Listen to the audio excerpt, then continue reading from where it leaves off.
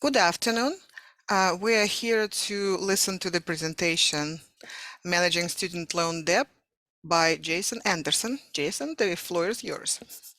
Yeah, thank you. So I'm Jason Anderson. I am the owner of Gradmetrics, which is a college and student loan planning firm. That's why I'm here speaking to you today, because I do presentations on student loans and college planning and FAFSA and all sorts of stuff in these areas, and do present in the community often. And so glad to be here with you today. Today we're going to talk about managing student loan debt. And in particular, one of the reasons why this is a really important topic at the moment is because we have lots of programs around federal student loans in particular. So we're going to get to that. You'll have to kind of strap in and certainly be patient with me, because we're going to start all the way at financial aid. So that's really how student loans are originated. We're going to talk about that. And then we're going to move more into the strategies behind student loans. And so here's our agenda for today. Sorry, before we get to the agenda, I do have a disclaimer, and that's that I wear two hats in my life, and one of those hats is the owner of Gradmetrics. The other is I do teach in the School of Business at the University of Kansas. So they like for me to let folks know when I'm talking on University of Kansas's behalf and when I'm not. And so today I'm wearing that Gradmetrics hat, not KU. Okay, so financial aid, we're going to talk about that. We'll talk about student loans, and then we're going to, in general, and then we'll talk about strategies when it comes to student loans. So financial aid is where student loans originate. And really a lot of student loans, and we're going to focus on federal student loans. Those originate from the FAFSA, the Free Application for Federal Student Aid. So you can get a number of things from the FAFSA. You can get grants, you can get scholarships, you can also get work study, which is where the government pays for you to work on campus, sometimes work off campus. And then you, of course, get federal student loans, and those come in a number of main flavors. So the first would be a direct subsidized loan. Then you have direct unsubsidized loans.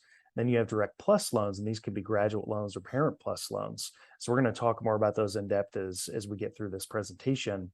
Then we have private student loans. So if you didn't get it from the government, you got it from somebody else, and that somebody else tends to be financial institutions. So banks, credit unions, other financial institutions, big conglomerates like Sallie Mae. And so those tend to not be federal student loans, they're private. And then we have private scholarships, of course, as well. All right, so moving on, depending on if you demonstrate financial need when you fill out the FAFSA, you can get certain types of financial aid. And if you don't demonstrate financial need, you get other types. And so if you demonstrate financial need in the FAFSA, you could get free money. So that free money tends to be, everybody tends to know about the Pell Grant. You can also get other grants like the Federal Supplemental Educational Opportunity Grant. You can get direct subsidized loans, which is money that does have to be paid back. But the difference there is that the government is going to pay for the interest while you're in school or your kid's in school. And so you don't have to pay for that interest while they're in school, but they will eventually start to pay for interest as they exit school. And then you have federal work study, which we just talked about. So you don't have to worry about these calculations here at the bottom. But again, the understanding is that you have to demonstrate financial need to get some of this aid, and in particular, free money. A lot of people are concerned about free money when it comes to the FAFSA. And in order to get grants, you do have to demonstrate financial need. And the FAFSA is changing, so some of these calculations are going to change too. So don't worry about them too much. Now, if you don't have need, then what you're going to get from the FAFSA is a direct unsubsidized loan. So this is when you have to start paying for interest immediately. We're going to talk about what those interest rates currently are. You can also get plus loans. So if you've heard of maybe you're a parent and your kid's going off to school, maybe some of your friends have taken out what's called a parent plus loan, or maybe you're going to graduate school and you've got a graduate plus loan. These are loans that don't take your need into account. Plus loans actually need to show kind of a calculation of financial aid to show that you do need the money. So I guess that's not entirely true. But these don't these aren't subsidized, right? So you're not going to get an interest break here. And then teacher education access for college and higher education, otherwise known as the TEACH grant. These don't require financial need either. And these tend to be, well, these are for teachers that essentially get grants to work in certain types of schools. Okay, so how much can you get? So if you were to get Pell Grants, which is that money that doesn't have to be paid back, you could get up to, well, it's almost $7,000 now. It's $6,895. This tends to go up every once in a while to cover inflation. So then you've got the Federal Supplemental Educational Opportunity Grant at 4,000, Teach Grant at 4,000, Iraq and Afghanistan Service Grant also at the Pell Grant amount. And then we'll talk a little bit more in depth when we get to this, but your direct subsidized loans, if you're a dependent undergraduate student, so if you're still reporting your parents' financial information on the FAFSA, you are going to be capped in the amount of loans that you'll be able to take out. And we'll talk about those amounts in a future slide, but you're also going to be capped in the amount of subsidized loans that you're going to be able to take out. So that'd be $3,500 for the first year. Okay, so direct plus loans are really concerning. Again, I told you that this is the plus loans are concerning, especially parent plus loans on the maximum cost of attendance, also with graduate plus loans. And so you can take out a significantly larger amount in parent plus loans and graduate plus loans than you can at the undergraduate level if you're a dependent student or even an independent student. So keep that in mind. When I kind of hear scary debt stories from clients that I work with, it tends to be that they took out a lot of debt in the direct plus loans, either on the graduate or the parent side. So student loans. So we've talked about financial aid. Let's talk about student loans in general before we get to some of the strategies here. So the average student loan debt payment right now, $393 a month. Which I can tell you, this may be shocking to some and not to others. And the reason is because if you're on the graduate or professional degree holder side, this can be significantly more. If you're getting a PhD, a law degree, going to be a doctor, all of those are going to rack up significantly more debt unless you have parents that are paying or get a big scholarship to law school or that type of thing. But a lot of folks get significantly more. Okay. The second is just how big student loan debt is in the United States. So student loan debt, federal and private right now, is 1.75 trillion.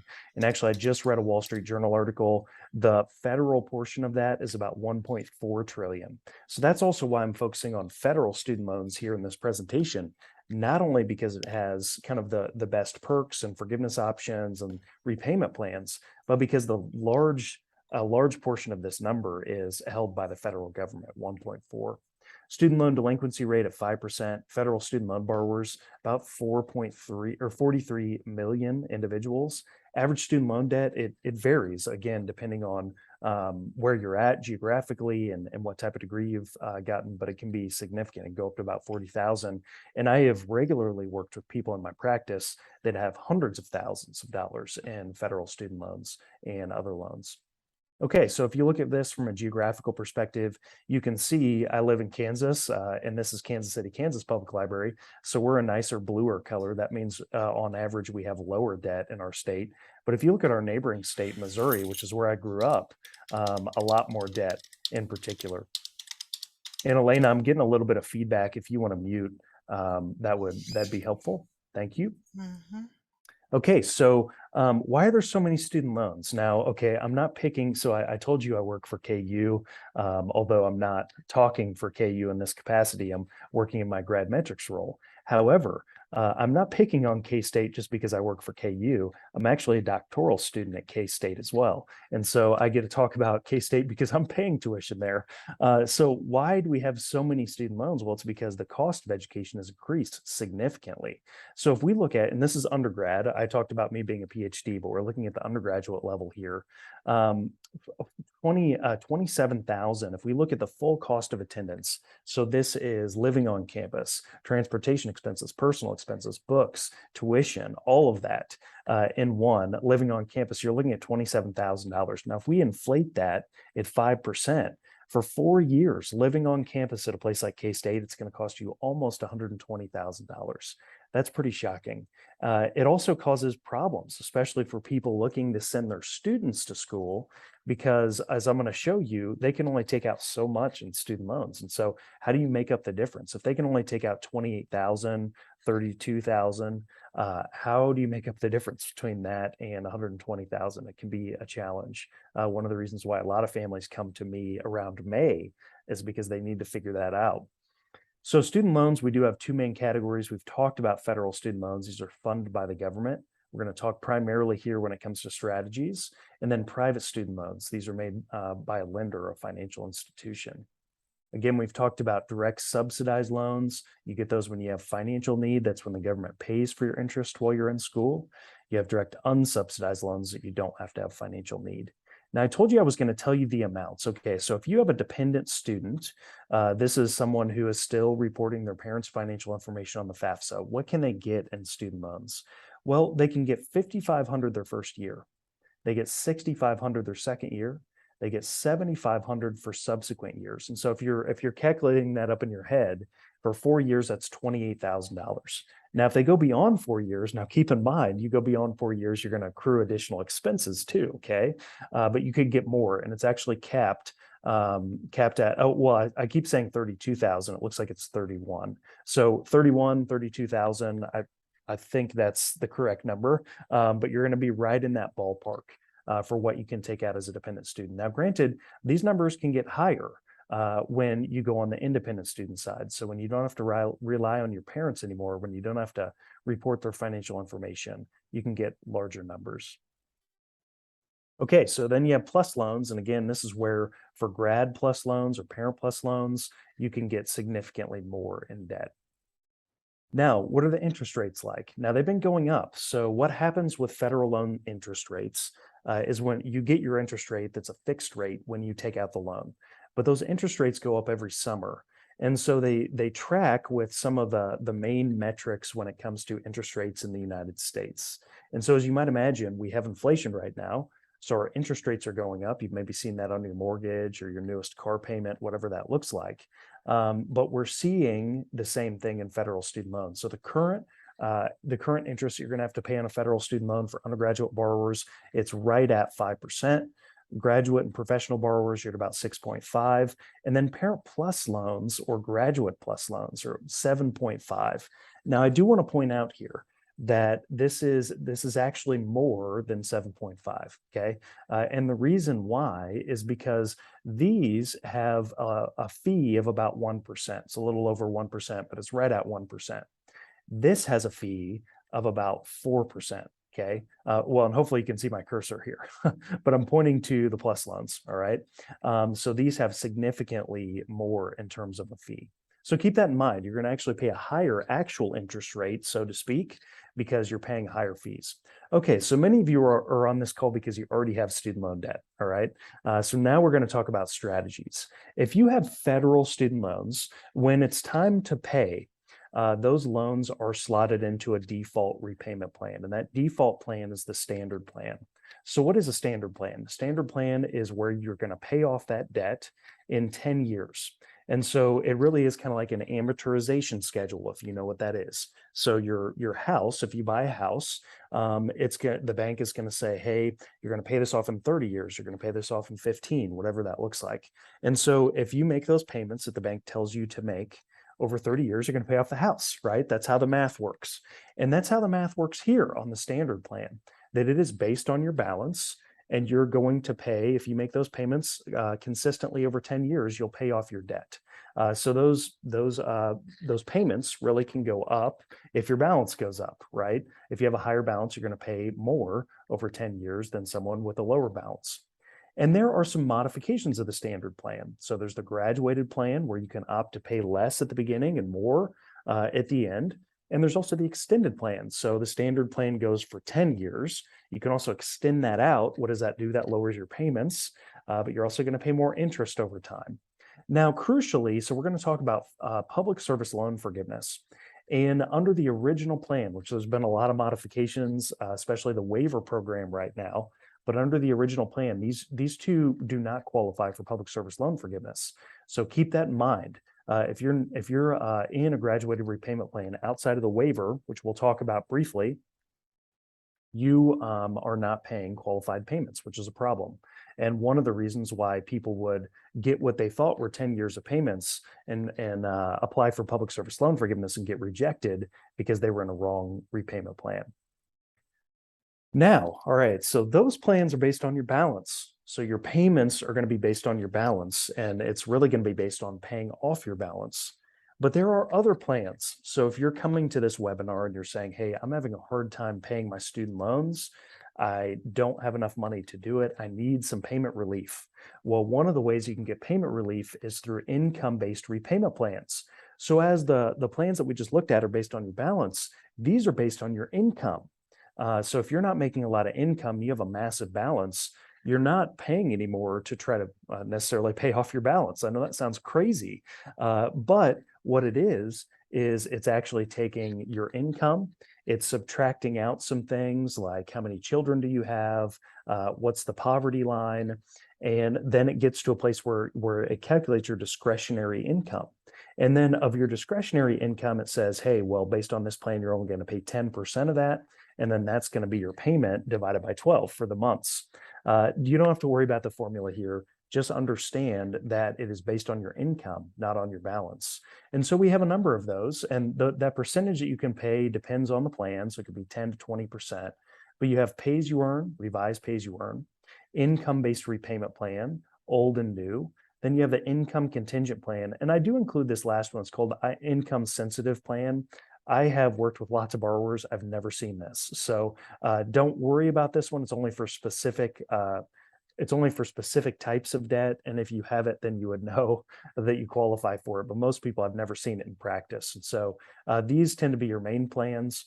And you qualify for different plans depending on what type of or when you got your debt, when you paid off debt. There's a lot of complex factors as to why you qualify for some and not others. It might be the type of debt that you have. But a lot of people do qualify for one of these plans or multiple of these plans. And you might be saying, hey, Jason, how do I know whether I qualify? Well, actually, if you have federal student loans, you could, of course, call somebody like me. But there's a loan simulator that the Department of Education has created. And you can find that on your student loan dashboard. You can find that at studentaid.gov.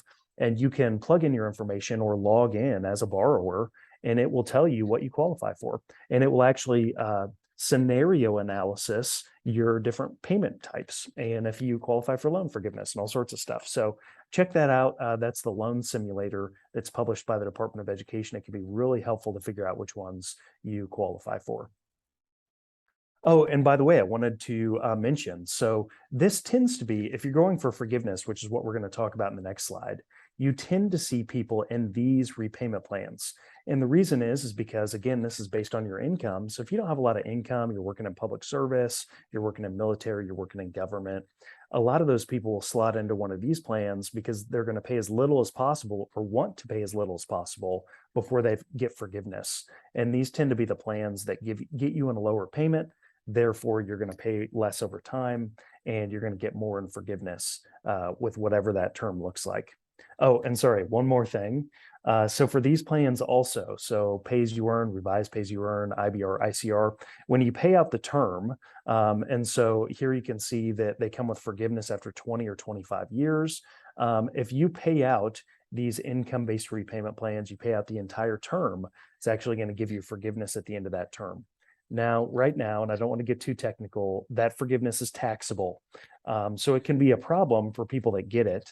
And a lot of people haven't been in these plans long enough to get that forgiveness.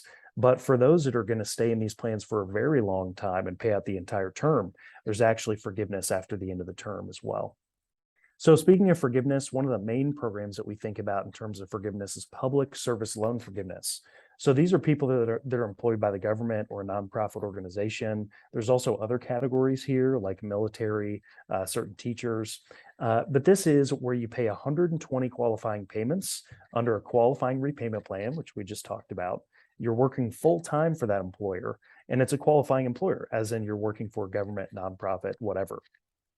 Now, if you get all those things put together, you can get loan forgiveness after what we say to be 10 years. Now, it could be longer than 10 years. Let's say maybe you didn't make payments during a certain amount of that time, or you went back to school, or you were in forbearance. But the idea is that, if you divide that 120 by 12, you're going to get 10 years. And so a lot of people talk about public service loan forgiveness as being forgiveness after 10 years. And I get why they say it, but just know that it could be more than 10 years, right? If you're not paying those payments on time or what have you. Now, I will tell you, if you're going for public service loan forgiveness, and I have entire presentations just on the waiver program, okay? But there is a waiver program that expires October 31st of this year. And so if you are looking for public service loan forgiveness, please give me a call, or I would go and just Google waiver program, public service loan forgiveness, Department of Education, and you will find their detailed information on what the waiver program is. But let me just step back and kind of give you a 30,000-foot view. Okay. So you see all these different requirements right here: 120 qualifying payments, qualifying repayment plan, working full-time, etc. What the waiver program does is it essentially eliminates some of these requirements for a small period of time. And so you can go and you can apply kind of under the waiver, as long as you have the right type of loan, and you can get credit for payments that didn't qualify under the original public service loan forgiveness plan. And what we're seeing is we're seeing people get forgiveness, sometimes immediately, sometimes over time, sometimes they're getting credited more payments towards that 120.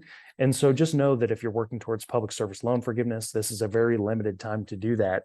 And in particular, if you don't have the right loan type, what you need to do is you likely need to consolidate. So if you're in a situation where you have questions about that, read that detailed guidance before you take any action, but you may need to take action. All right. And then if you have any questions, feel free to shoot me an email as well. Then we have other forgiveness programs. So we have teacher loan forgiveness. So if you teach for a certain type of school, you can get teacher loan forgiveness after a certain amount of years. By the way, one of the cool things about the waiver program as well is that they're double counting teacher loan forgiveness and public service loan forgiveness, which didn't used to happen in the past. So if you've gotten this in the past, you can still get this under the waiver program without having to wait as long as you would have in the past. There's also borrower's defense. So if you found yourself at and actually we had a really good example of this recently with the Biden administration, but if you found yourself in a for-profit school in particular, or a school that defrauded you, or maybe closed like right when you were trying to get your degree, or just had some unsavory business practices, you might qualify to get your loans forgiven under these programs. And the example that I was talking about previously is ITT Tech. So ITT Tech had thousands of students, and they ended up closing abruptly. And actually, the Biden administration wiped away all that debt recently, and it was several $billion. And so this can happen, and it does happen. And so if you think that you were maybe defrauded, or your school is a little shady, didn't have great business practices, you might be able to qualify for forgiveness. If it wasn't a blanket like for ITT Tech, it might be just trying to apply for it on the Department of Ed's website. There's also bankruptcy, which is really rare. You have to be in a kind of very intense hardship to qualify for that. In general, student loans are not dischargeable in bankruptcy. There's also death and disability. And I would say if you have Parent Plus loans, by the way, you can get discharged for your child dying, which of course we don't want that happening, of course. But if you do have, let's say you borrowed on behalf of one of your children, they ended up passing away, you can get discharge of your Parent Plus loans too. So all sorts of things there to consider. And then there are state loan forgiveness opportunities, and these tend to be kind of economic development type of opportunities at the state level, where you're getting loan forgiveness for in-demand occupations. But sometimes, like in the state of Kansas, it's also to live in a rural area. So let's say you lived in a rural area and you went to a big state school like KU State, and then you're moving back home and you're in a designated rural area, you could get loan forgiveness for staying there and working there and living in a rural area. So sometimes states have some interesting programs like that. Now, there are some student loan relief initiatives, and you probably realize this if you have federal student loans. Due to COVID-19, there have been lots of relief initiatives that have been passed. And one of the biggest ones is the suspension of interest and payments for qualified federal student loans. And I will tell you, not all federal student loans qualify, but most do. And this means that you're not paying anything, zero interest, zero payments, and you haven't been for about a year and a half, if my calculations are right. Significant amount of time that you haven't been paying. And by the way, those suspended payments, the payments that you are not making, still qualify for public service loan forgiveness. So you haven't lost a year and a half, 2 years of payments. It's actually still qualifying, even though you're not making them, which is pretty incredible. And so right now that is set to expire in like a week. Okay, so I don't know if you're watching this when it's recorded. I don't know when you're watching, but I think today is August 22nd. And so right now we have about a week and a half between this expiring, well, between where we're at now and when this will expire. Now, I will tell you though, there's lots of talk right now, and we are in an election year. We're about ready to go up to elections. There's a lot of talk that the Biden administration is going to extend this. And my gut feeling is that it will get extended, but it may not. And if it doesn't, then you need to be prepared to start making payments when this expires August 31st. The other thing that you've heard from the administration and from news outlets is this idea of blanket loan forgiveness. And we're going to talk about that I believe, on the next slide. Another thing, and I'm not a tax advisor, so please don't take this as tax advice, but if you are going to get your debt canceled before 2025, there may be some tax advantages to that. Okay, so talk with your CPA. But if for some reason you have private student loans that are going to get discharged, in particular, you might want to consider checking that out. And then if you want to know more about any of these initiatives, which these are just a few of the things that I've highlighted, but there are more things to look at, check out these announcements that I've linked here. And here is a blog post that I've also done on the topic. Okay, so Biden administration loan forgiveness, blanket loan forgiveness is what we call it. So blanket loan forgiveness is this idea that the administration, the presidential administration, can blanket loan forgive federal student loans. Okay. And some people, there's all sorts of legal arguments as to whether this can happen or whether this cannot. Okay. There's also some legislation right now that's trying to be passed to prohibit Biden from doing this. But as it stands, there certainly is some traction for maybe Biden forgiving a certain amount of student loans. Now, I can tell you, and this is all opinion at this point, okay, because we never know what's going to happen until it's actually announced, until it's actually held up in the courts, a number of different things. But what's been discussed right now is that Biden has already said that he won't blanket forgive $50,000. And when I say in February, that was like February of last year. And so he's already said he won't do that. And I believe he has reiterated that several times. So I don't think Biden is going to forgive that much. What I think might happen is there is still a lot of pressure on the Biden administration to forgive something. And so if I had a crystal ball, which I do not, unfortunately, I would anticipate that if there is loan forgiveness, blanket loan forgiveness from the administration, it will likely come in the form of like $10,000 per borrower and with an income cap. So you can't just make like millions of dollars a year and still get that forgiveness. And there might also be a restriction on other things, like whether someone's in default. There might be a restriction as to whether your debt is from grad school or undergrad. And so we'll see, but I would anticipate that if it happens at all, it will be limited and lower in scope. Okay, so just keep that in mind. But I would anticipate, this is my thought, who knows? I'm just Jason, but I would say that likely when we hear information on whether the payment and interest suspension will continue, if it's going to be extended, then we might also hear something on forgiveness. So my hope is that we're going to hear about it soon, but I just don't know. And honestly, I thought it was going to happen a couple of months ago, and the Biden administration has just not given updates, which is really frustrating. But being an election year, I think if we're going to hear something on this, it will be soon. Okay, other student loan issues. So one thing that I would consider, and we are in a really hot job market right now, is that employers right now have some tax incentives to pay on your student loans. And I actually used to work for an employer that paid on student loans. And so if you're looking to switch jobs for higher pay or better quality of life or whatever that looks like, check out their benefits.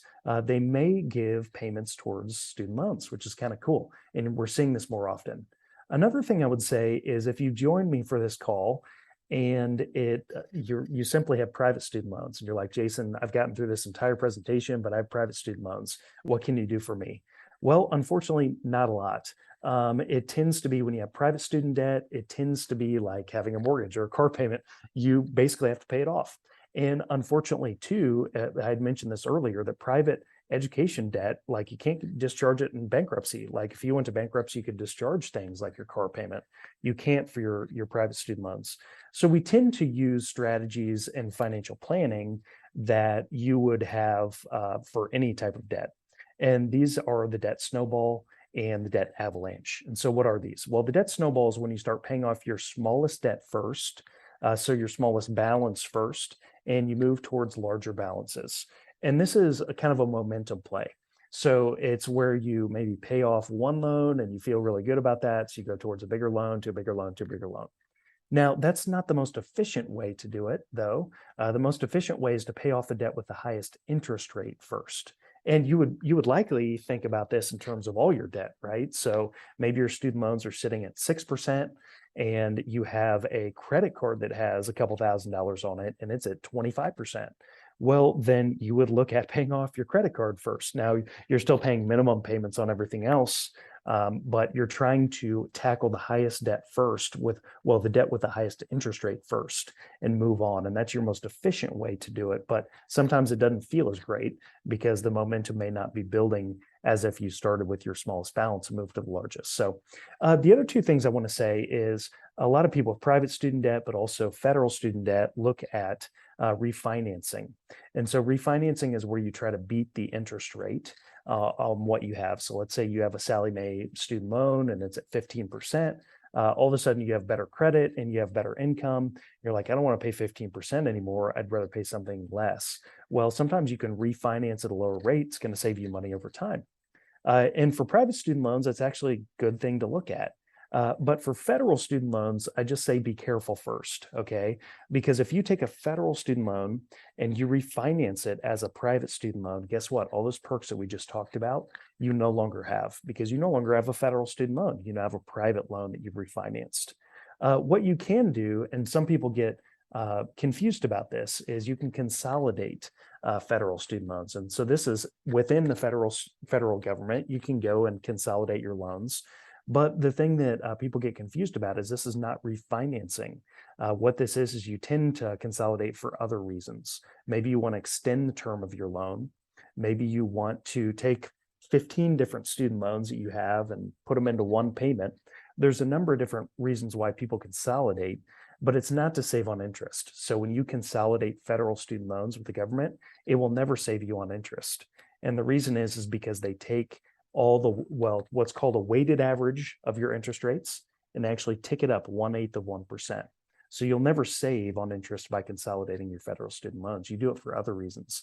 Another kind of caveat here, as I've mentioned, part of the waiver program might involve you, definite might, okay? So don't just do it. But under certain circumstances, there are certain people that will consolidate under that program. However, most other people should definitely be wary of that or talk to somebody like me before they do it, because you can actually penalize yourself by doing that, erasing payment history, because you're essentially, when you consolidate, you're issued a new loan. And so this can be something you don't want to do as well. So just know what you're doing before you consolidate and be smart. Okay, additional resources. So where can you go for additional help? One is, and I just actually screenshotted this from the Department of Education's website, but a lot of this is changing. Some loan servicers are getting out of the game of federal student loan servicing. Some are coming in to take over that. And so just know that you can find contact information for your servicer on the federal student or the federal student loan website, which is studentaid.gov with the Department of Education. The next thing is I would say you can actually call the Department of Education with questions, and that is at 1-800-4FED-AID. This is also the hotline, believe it or not, for the FAFSA. So if you have questions on the FAFSA, you can also call this hotline and they can answer some questions. And by far, the best website on everything federal student loans is studentaid.gov. And a lot of the information that I presented here comes from this website, okay? So if you have any questions about student loans, financial aid, anything like that, studentaid.gov is definitely the best website. I also have a blog at gradmetrics.com that I blog on all sorts of topics, college and student loan planning. So check some of those out. Hopefully that is helpful information for you. I also have a podcast called GradCentric. Now, I will, disclaimer here, I haven't updated a lot of these over the summer because I take a lot of time off in the summer, but I will get back to updating these. But there are lots of podcast episodes and blog posts that are historical that are still very relevant to many people's situations. And then finally, I would say I've got contact information, as you might imagine. And so feel free to reach out to me with questions that you might have. You can call or text that number at 816-601-2002 and jason@gradmetrics.com. So with that, I'm going to stop here. I'm going to turn it back over and see if we want to take questions. But a lot of times we stop the recording before we take questions so that people's personal questions aren't on the recording. So I'll hand it back over to the library to figure out what are next steps. Oh, and Elena, it looks like you're still on mute. I'm muted, yeah. Yep. Jason, thank you very much for your wonderful presentation. I'm going to stop the recording so people can ask questions.